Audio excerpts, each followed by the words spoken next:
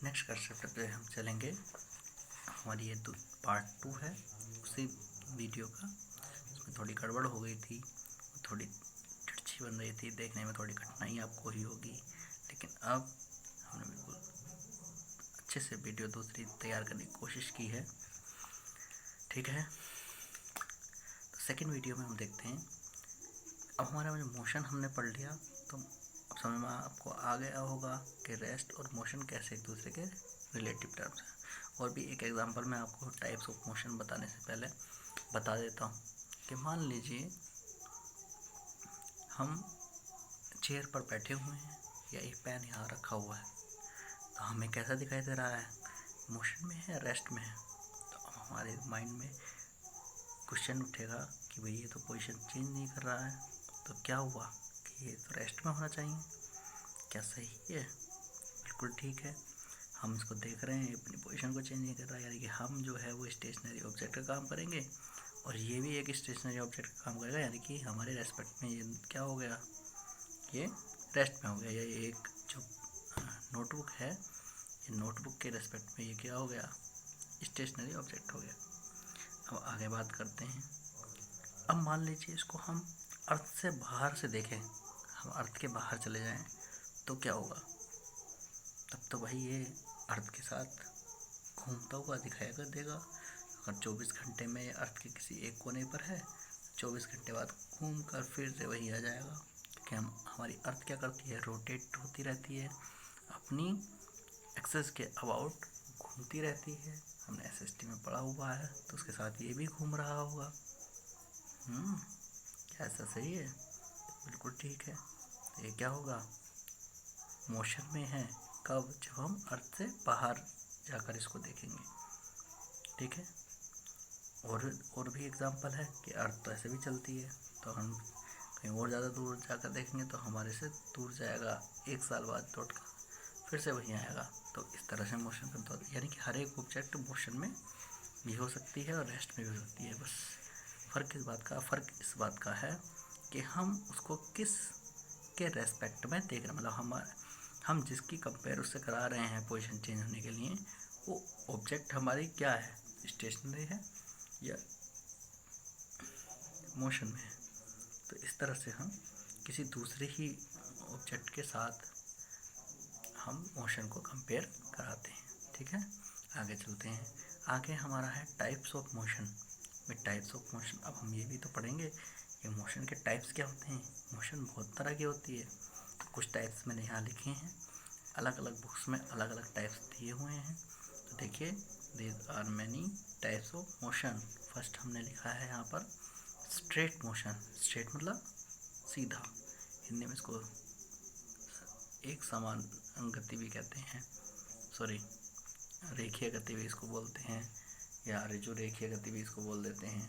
तो यहाँ पर हम क्या पढ़ेंगे, स्ट्रेट मोशन। स्ट्रेट मोशन क्या होगा, in this motion the object moves in straight line path. मतलब इस मोशन में, इस तरह की मोशन में जो हमारा ऑब्जेक्ट होता है वह एक स्ट्रेट लाइन में मोशन करता है। ठीक है, मूव करता है। तो हम क्या कहते हैं कि हमारी मोशन जो है स्ट्रेट मोशन है वह। ठीक है, एग्जाम्पल के लिए जैसे बाइक होती है, रोड पर चलती है, कौन सी मोशन है, स्ट्रेट मोशन। स्लाइडिंग और स्केटर्स, कोई स्केटर स्लाइड कर रहा है सीधा, तो क्या है, स्ट्रेट मोशन। ठीक है, इस तरह के बहुत सारे एग्जाम्पल हो सकते हैं। सेकंड हमारा क्या है, सेकंड हमारा है सर्कुलर मोशन।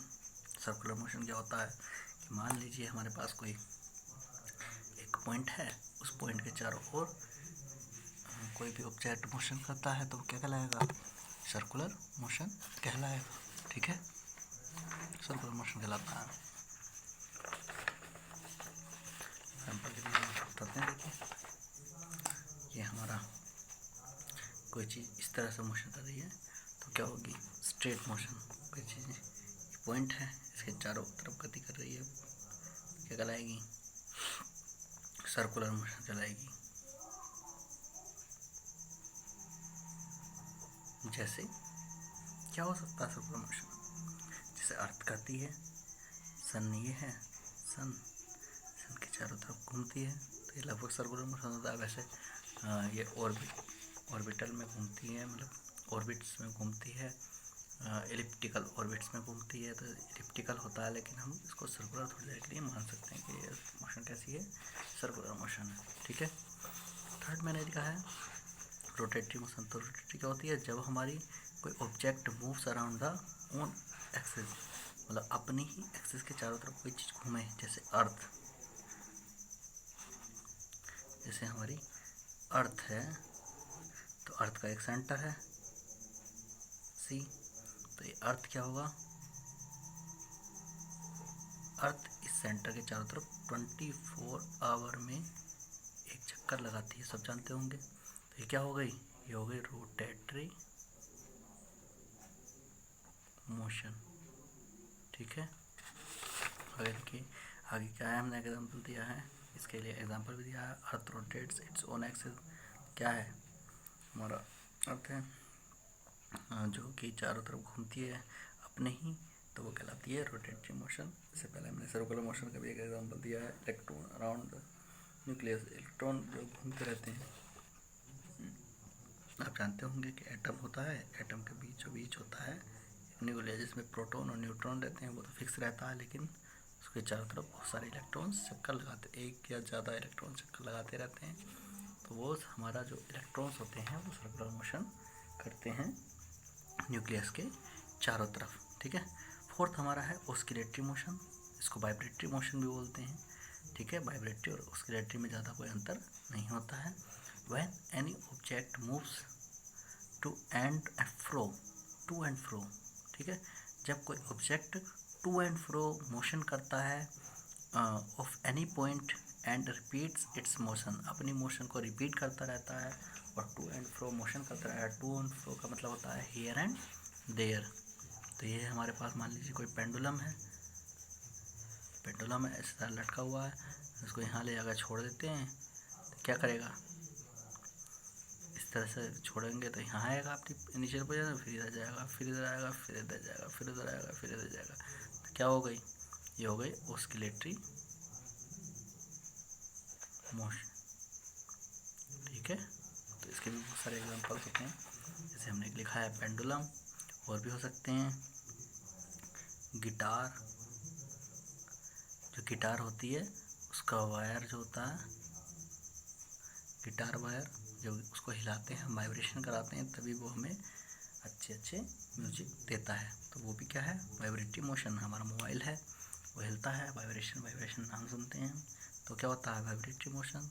दो फिक्स पॉइंट के बीच में एक धागा खींच के बांध दीजिए, उसको स्ट्रिंग को नीचे खींच कर छोड़िए, तो क्या होगा, इसके दोनों तरफ बहुत सारे एक साथ मोशन करेगा, क्या कहलाता है, वाइब्रेटरी मोशन। भी ऑस्किलेटरी मोशन का ये पार्ट होता है, बस वो मोशन थोड़ी जल्दी तेज़ी से होती रहती है। ठीक है। आगे देखते हैं, नेक्स्ट हमारा है, ज़्यादा डिटेल में नहीं जाएंगे मोशन के, नहीं तो बहुत लंबा हो जाएगा।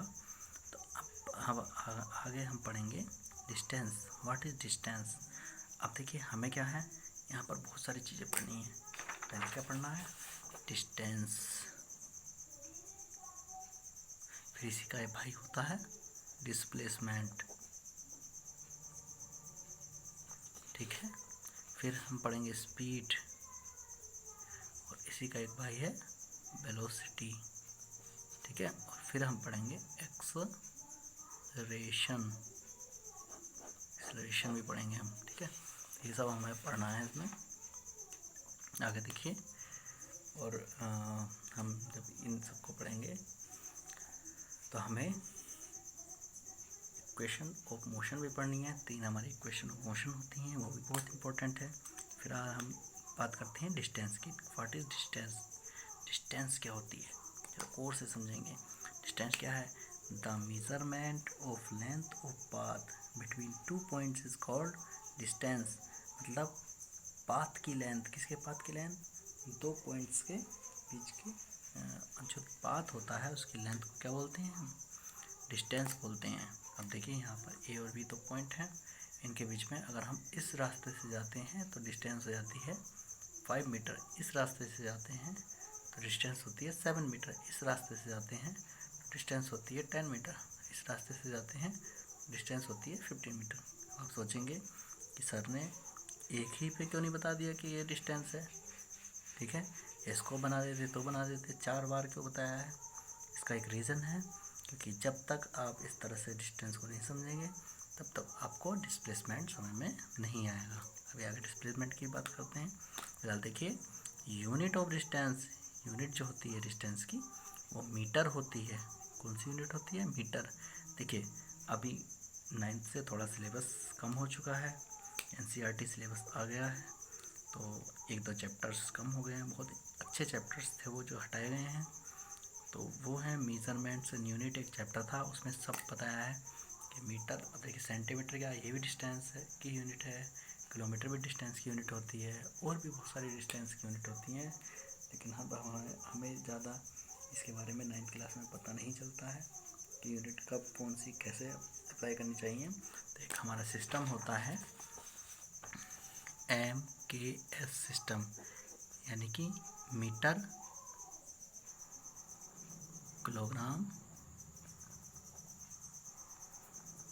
सेकंड। देखिए मैंने यहाँ कुछ गलती कर दी है। जब भी हम किसी यूनिट को पूरा लिखते हैं तो हम स्मॉल लेटर से स्टार्ट करते हैं, ठीक है। तो यहाँ पर मीटर किलोग्राम सेकंड हमारा एक यूनिट होती है, इसको बाद में SI यूनिट भी बोल दिया गया, system of international units, international measurement of unit. तो हमारा जो M है वो SI यूनिट होता है, ठीक है। तो मीटर को याद रखेंगे, डिस्टेंस की यूनिट क्या होती है? मीटर होती है। आगे देखिए, distance is scalar quantity. Distance कैसी क्वांटिटी है? एक स्केलर क्वांटिटी है। स्केलर का मतलब क्या है? अब ये स्केलर क्या आ गया? देखिए हमारी जो यूनिट्स होती हैं, हमारी जो यूनिट्स नहीं क्वांटिटीज होती हैं, हर एक चीज़, हर जितनी भी, ऐसा समझिए कि फिजिक्स जो है वो क्वांटिटीज़ का ही, जो हमारी फिजिक्स है वो फिजिक्स हमारी क्वांटिटीज़ को ही, क्वांटिटीज़ की ही स्टडी है, ऐसे मानिए। फिजिक्स में हम सिर्फ क्वांटिटीज़ को ही पढ़ते हैं। 2 तरह की हमारी क्वांटिटीज होती हैं। पहली होती हैं हमारी फंडामेंटल,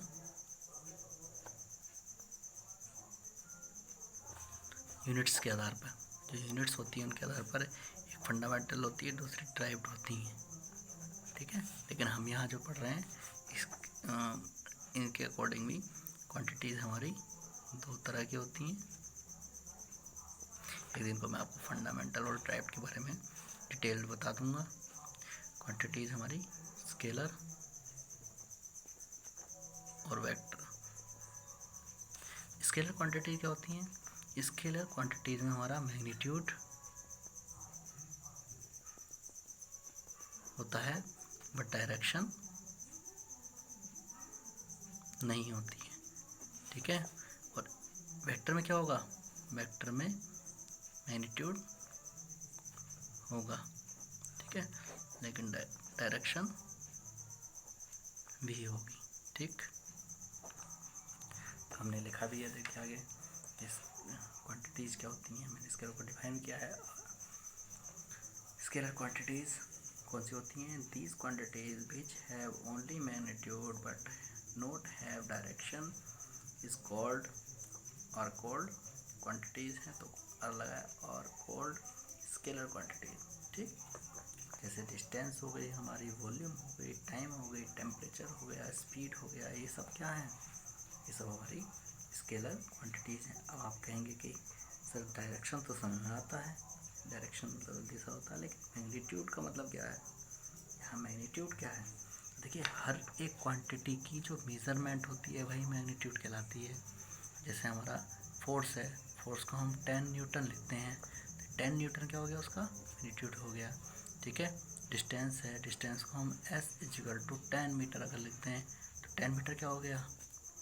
उसका मैग्नीट्यूड हो गया, ठीक है। तो यानी कि जो उसकी न्यूमेरिकल वैल्यू होती है यूनिट्स के साथ वो क्या कहलाती है? वही मैग्नीट्यूड हमारी कहलाती है।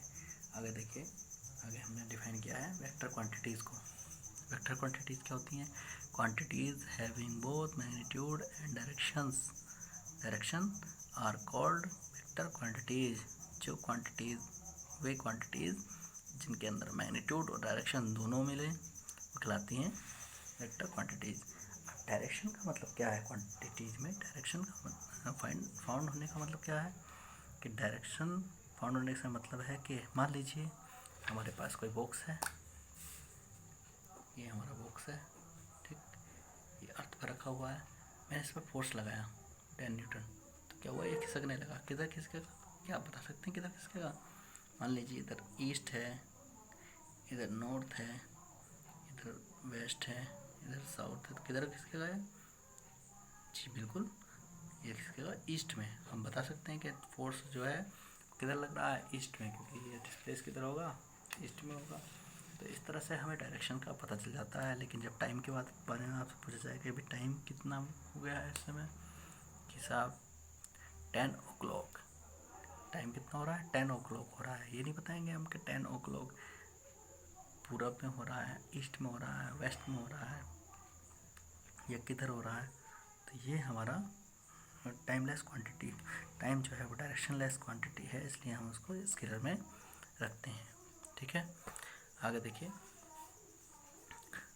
इसके कुछ एग्जांपल्स हमने आपको दिए हैं। फोर्स, एक्सेलरेशन, डिस्प्लेसमेंट, वेलोसिटी, आगे हम इनको सबको पढ़ेंगे। तो ये सब हमारे क्या वेक्टर क्वांटिटीज़ हैं। ठीक है, आगे देखिए,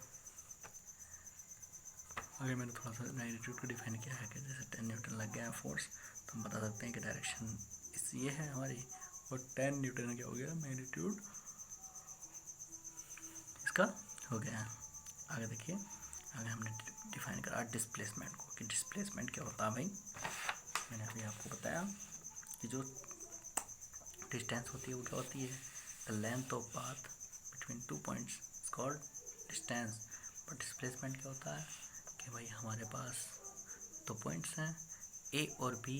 अब हम चाहे रास्ता कोई भी चुने जाने के लिए, ठीक है, चाहे ऐसे गए हों चाहे ऐसे गए हों, किसी भी तरह से हम यहाँ से चाहें, बट एक तो हम ध्यान देंगे कि इनिशियल पोजीशन क्या है, एक हम ध्यान देंगे फाइनल पोजीशन क्या है। इनिशियल मतलब प्रारंभिक, फाइनल मतलब अंतिम। ठीक है, तो इन दोनों पोजीशंस के बीच में जो शॉर्टेस्ट डिस्टेंस होगी, शॉर्टेस्ट डिस्टेंस वो कहलाएगी हमारी डिस्प्लेसमेंट, वही डिस्प्लेसमेंट होती है। अब इसी का मतलब ये है कि भाई ए इधर है, बी इधर है, तो हम जानते हैं कि जो ए से अगर बी तक गए हम तो इसी डायरेक्शन में गए होंगे। ठीक है, बी से ए तक गए तो इस डायरेक्शन में गए होंगे। लेकिन जब हम स्पीड डिस्टेंस की बात करते हैं तो हमें पता नहीं कहाँ कहाँ, पहले इधर गए, फिर इधर गए, फिर इधर गए, फिर इधर गए, फिर इधर गए, तो यहाँ बहुत सारी डायरेक्शंस हमें चेंज करनी पड़ी हैं। तो इसलिए वो जो हमारी डिस्टेंस होती है वो स्केलर क्वांटिटी होती है, और डिस्प्लेसमेंट हमारी वेक्टर क्वांटिटी होती है। ठीक है, तो अभी मैंने जो आपको एग्जांपल बताया था इसमें ये S1 क्या है? डिस्टेंस है। कब? जब हमने ये रास्ता चुना। S2 क्या है? डिस्टेंस है, जब हमने ये वाला पाथ चुना। और ये 7 मीटर क्या है? डिस्टेंस है। कब? जब हमने दिस वे कैरी की, इस वे को हमने कंप्लीट किया, इस पे हम चले। ठीक, और अगर हमने ये पाथ चूज़ किया तो समझ लीजिए कि डिस्टेंस हो गया 15 मीटर। बट हर एक कंडीशन में जो हमारा डिस्प्लेसमेंट होगा वो 5 मीटर होगा। ठीक है, जो शॉर्टेस्ट डिस्टेंस होती है वही क्या होती है? डिस्प्लेसमेंट हो सकती है। यानी कि केवल जब बराबर हो तो डिस्टेंस और डिस्प्लेसमेंट को बराबर रख सकते हैं। अगर सबसे शॉर्टेस्ट डिस्टेंस है, शॉर्टेस्ट डिस्प्लेसमेंट है, तो दोनों बराबर हो सकते हैं। अदरवाइज कभी भी डिस्टेंस डिस्प्लेसमेंट के बराबर नहीं होगी। डिस्प्लेसमेंट सब में सबसे छोटा होता है। ठीक है, तो हमने लिखा भी है that shortest distance between 2 points is called displacement. थोड़ा सा अलग हो गया है, वैसे ही लिखना चाहिए था। The shortest distance by completed by any object. The shortest distance completed by the object in any motion is called, थोड़ा मोशन के बारे में भी कह देंगे, वैसे ये भी ठीक है। तो शॉर्टेस्ट डिस्टेंस होती है 2 पॉइंट्स के बीच की, वो कहलाती है हमारी डिस्प्लेसमेंट। ये भी कह सकते हैं the final and initial, the distance between final and initial position of the body is called displacement, ठीक है। तो इसमें देखा मैंने बताया है थोड़ा एग्जांपल से, उसी एग्जांपल से कि क्या है 5 मीटर, क्या है शॉर्टेज डिस्टेंस, तो ये हमारी डिस्प्लेसमेंट कहला सकती है। और it is a vector quantity, ये वेक्टर क्वांटिटी होती है। अभी जैसे कि मैंने आपको बताया है और आगे भी समझाया है। और हाँ, एक चीज़ और याद रखेंगे कि यूनिट की जो होती है इसकी भी, अब ये भी क्या है शॉर्टेज डिस्टेंस ही तो है, और डिस्टेंस की यूनिट क्या होती है, मीटर होती है। तो इसकी यूनिट भी क्या होगी, मीटर ही होगी। किलोमीटर भी हो सकती है, सेंटीमीटर भी हो सकती है, बट हम कौन सा यूज़ करते हैं, मीटर। ऐसा सिस्टम में जब न्यूमेरिकल सॉल्व करने जाते हैं तो हमारी जो यूनिट यूज़ होती हैं वैसा सिस्टम की यूज़ होती हैं, इसलिए हम उसको मीटर में ही यूज़ करते हैं, ठीक। नेक्स्ट देखिए, आगे चलेंगे। थोड़ा मैंने इसको समझाने की कोशिश की है, थोड़ा डिफाइन करने की कोशिश की है। तो उसमें क्या है कि मान लीजिए हम अमरोहा में हैं और एक हमारा अमरोहा के नियर बाई एक सिटी है पागोड़ा, जो कि मुरादाबाद और अमरोहा के बीच में पड़ता है, ठीक। और अमरोहा के पास एक जोया भी है। तो हमारे पास 2 वे अवेलेबल है, ये वास्तविक है। अमरोहा से एक सीधा रास्ता जाता है पागोड़ा के लिए, एक जाता है बाया जोया होते हुए, ठीक। तो अगर हम देखेंगे तो यहाँ से यहाँ तक की जो डिस्टेंस होती है वो 18 किलोमीटर है, यहाँ से यहाँ तक की जो डिस्टेंस होती है वो 25 किलोमीटर है। जब हम यहाँ से जाते हैं तो हमारी डिस्टेंस 18 किलोमीटर होती है और डिस्प्लेसमेंट भी 18 किलोमीटर होता है। बट यहाँ से जब हम जाते हैं तो हमारी डिस्टेंस हो जाती है 25 किलोमीटर, बट डिस्प्लेसमेंट वही रहेगा 18 किलोमीटर। तो हम ये भी बता सकते हैं कि जो हमारा डिस्प्लेसमेंट है वो ईस्ट साउथ की तरफ हुआ है, किधर हुआ है, ईस्ट साउथ की तरफ, ठीक। लेकिन हम डिस्टेंस को नहीं बता सकते, तो इसलिए क्या है कि हमारा जो डिस्प्लेसमेंट है वो वेक्टर क्वांटिटी है, ठीक। आगे देखेंगे, लास्ट टॉपिक है आज का, difference between distance and displacement. Difference जो है डिस्प्लेसमेंट और डिस्टेंस के बीच में क्या होता है। तो पहला डिस्टेंस हमारा है measurement of the actual path followed by the object, किसी ऑब्जेक्ट द्वारा फॉलोड जो भी पाथ होता है उसकी एक्चुअल मेजरमेंट क्या कहलाती है, डिस्टेंस कहलाती है। और measurement of the shortest distance between initial and final position of the object, जब हमारे कोई मोशन ऑक्यूर्स होती है तो हमारी जो फाइनल इनिशियल पोजीशन होती है उसकी जो शॉर्टेस्ट डिस्टेंस होती है वो क्या कहलाती है, डिस्प्लेसमेंट कहलाती है। डायरेक्शन स्पेसिफाइड, डायरेक्शन इसमें स्पेसिफाइड नहीं होती है ये, इसीलिए स्केलर क्वांटिटी, और जिसमें डायरेक्शन स्पेसिफाइड होती है इसलिए ये वेक्टर क्वांटिटी है। नेक्स्ट देखिए, इट इज़ आइदर इक्वल और मोर देन डिस्प्लेसमेंट, ये इक्वल भी हो सकती है और इक्वल से ज़्यादा भी हो सकती है, ठीक है। किसके, डिस्प्लेसमेंट के। डिस्प्लेसमेंट सबसे छोटा होता है तो डिस्टेंस भी बराबर हो सकती है, अभी मैंने बताया था आपको, लेकिन उससे ज़्यादा नहीं, मतलब उससे ज़्यादा हो सकती है लेकिन डिस्प्लेसमेंट के बराबर भी हो सकती है, ठीक। लेकिन इसमें क्या है, it is equal to the shortest distance, इसमें एक ही कंडीशन है कि ये शॉर्टेस्ट डिस्टेंस के ही बराबर होती है, उसके अलावा किसी डिस्टेंस के बराबर ये नहीं हो सकती है, ठीक। और it can not be zero if motion occurs, अगर हमारा मोशन हुआ है तो कभी भी डिस्टेंस हमारी जीरो नहीं होगी, लेकिन इट कैन बी जीरो हो सकती है। और ये भी याद रखेंगे पॉजिटिव नेगेटिव भी हो सकती है, बट हमारे पास ये जीरो हो सकती है। कैसे जीरो हो सकती है इसको भी समझेंगे। मान लीजिए रमेश अपने घर से, होम से चला स्कूल, ठीक, वो यहाँ से घूमते हुए गया, ठीक। अगले जब लीव टाइम हुआ तो लीव टाइम में वो फिर से घूम के यहाँ पहुँच गया। अब वो उसकी इनिशियल पोजीशन क्या थी, सुबह के टाइम ये थी, फाइनल पोजीशन क्या है, यही है, घर ही है। तो कितना डिस्प्लेसमेंट हम बताएंगे कि उसने क्या किया, कुछ नहीं किया, जीरो। तो जहाँ सुबह था वहीं शाम को है। शॉर्टेस्ट डिस्टेंस कितनी हो गई दोनों के बीच की, दोनों पॉइंट्स के बीच की, जीरो हो गई, ठीक है। लेकिन जब अगर हम मान लो घर की और स्कूल तक की ही निकालें, इसको नहीं करें, तो ये हमारी शॉर्टेस्ट डिस्टेंस हो जाएगी और ये हम मतलब ये डिस्प्लेसमेंट हो जाएगा और ये हमारा डिस्टेंस हो जाएगी, ठीक है। तो चीज़ों भी हो सकती है। अब मान लीजिए हमारे पास कोई सर्कुलर मोशन कोई चीज़ कर रही है, इस तरह से घूम रही है, तो डिस्टेंस कैसे मापेंगे हम। मान लीजिए सर्कल है, इसकी रेडियस r है, तो इसकी जो सरकमफ्रेंस होगी 2πr होगी।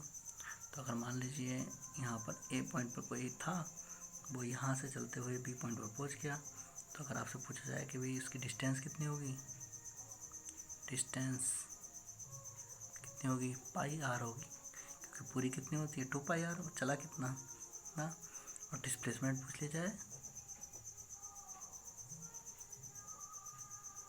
तो डिस्प्लेसमेंट कितना होगा, डिस्प्लेसमेंट ये होगा, शॉर्टेज डिस्टेंस ये है ना ए और बी की, तो ये 2r हो जाएगा। ठीक, उसके व्यास के बराबर को यहाँ से यहाँ तक हो गया, तो 2πr हमारी बन जाती है डिस्टेंस, और डिस्प्लेसमेंट हमारा ए से ए तक का कितना 0। ठीक है, अलग अलग कंडीशंस होती है, ट्रायंगल बनाकर भी पूछ सकते हैं और स्क्वायर बनाकर भी पूछा जा सकता है। ठीक है, तो आज के लिए इतना ही बहुत है। कोई भी समस्या हो, दिक्कत हो, परेशानी हो तो आप हमें कमेंट बॉक्स में लिख कर बता सकते हैं। Thank you.